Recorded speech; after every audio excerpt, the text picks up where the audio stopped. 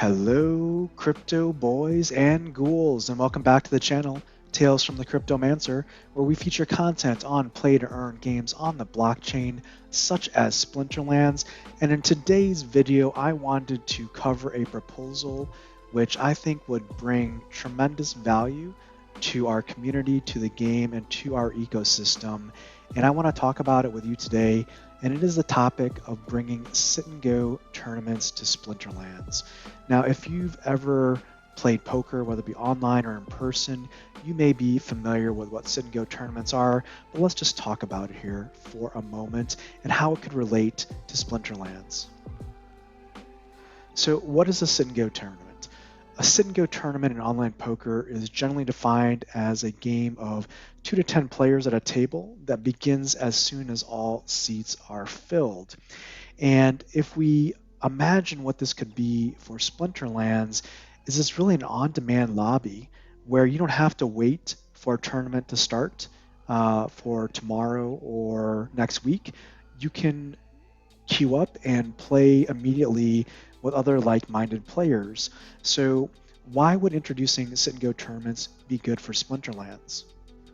Well, first of all, new game modes are always good to have, as it allows more time for players to play in the game, if they wish, of course, and increases stickiness of the game. Having on-demand tournaments available for players allows for players to use their collections after they have drained their ECR for the day in ranked battles, or give them an alternate way to potentially earn in-game assets outside of ranked battles. And the reason why this is important is because, for example, with the one shared ECR coming up with the Modern and Wild League, it could be very possible for ECRs to get drained very quickly, and having another game mode available would be of great importance. Additionally, right now, a lot of people have reduced their time playing ranked battles in the game just because the DEC rewards are really not worth it, especially if you're renting cards, because the rental cost far outweighs the rewards for DEC. So adding a game mode like sit-and-go tournaments for Splinterlands, especially right now, would definitely bring these players back into the game. Splinterlands is a card game like poker. However, it is actually much more complex, and honestly, attracting online poker players into Splinterlands may also help boost the visibility to esports tournaments, somewhat similar to what the World Series of Poker has done for poker games and the poker community. Introducing this new game mode and earning mode could bring a large number of new players to the game, which is good for everyone and our ecosystem as a whole. And just some statistics for you to ponder, who are these online poker players that might be interested in playing Splinterlands? Well, the global online gambling market is approximately a $59 billion industry, and is expected to double in the coming years. Now, not all of that is coming from poker, but a large majority of that $59 billion is. And there are also an estimated 20 million online poker players. So you can imagine just bringing a small fraction of that 20 million player base globally into Splinterlands, what that could do to the economy and the game itself. So let's look at what a proposed sit-and-go tournament structure might look like and how it could potentially be different than our typical tournaments that we're familiar with in Splinterlands. First of all, a real-time lobby could consist of novice, bronze, silver, gold, diamond, and champion level sit-and-go tournaments. So really, any player of any level in the game could compete at a fair level in these sit-and-go tournaments. Furthermore, tournaments could be broken down into different SPS entry fees, such as 10 SPS, 100 SPS, or even 1,000 SPS.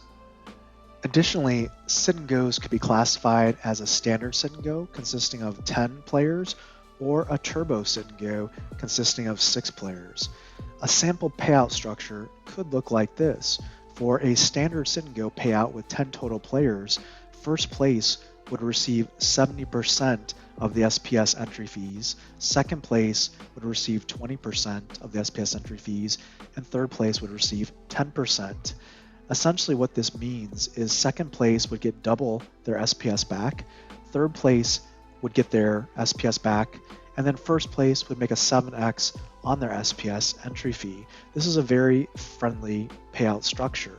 For a turbo sit and go payout with 6 total players, first place would potentially receive 70%, and second place could receive 30% of SPS entry fees. This means that second place would get approximately double their SPS back, and first place would get basically a 4x on their initial SPS entry fee. So what would the tournament rules potentially look like in a sit and go tournament? Well, in a standard sit and go, the matches would consist of best 2 out of 3 games to advance to the next round. This would give it more skill-based play, but still be fast enough to play quickly. So round 1 would consist of 5 matches with all 10 players competing. Round 2 would consist of 2 matches of a total of 4 players. The top player would have a bye. This is a single elimination tournament, by the way. So the top player for each tournament round could be determined by the sample following mathematic formula.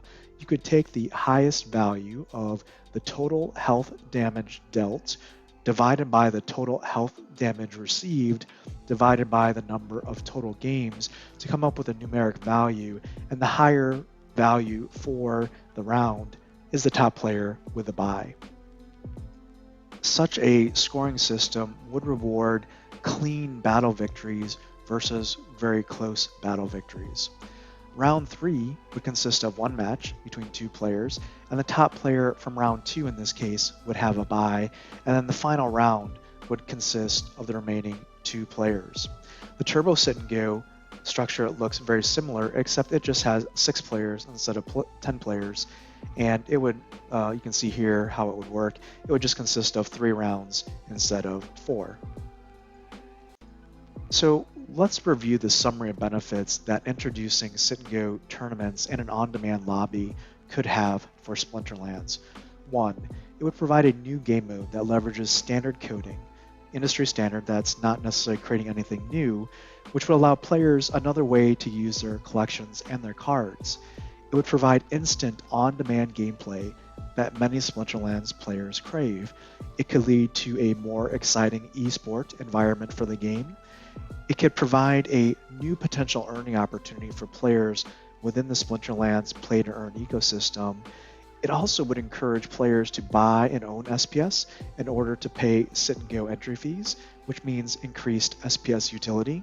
And it would also encourage players to acquire competitive cards and assets in the game, as well as to level up and burn cards for increased utility and earning potential in the sit and go tournaments.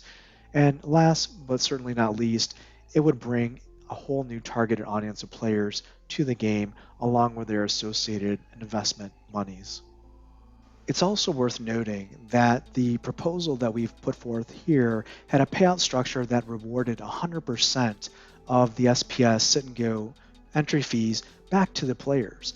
But there is a possibility that a small percentage of the SPS entry fees could be used to give back to the SPS fund for the broader SPS initiative, right, and the SPS governance.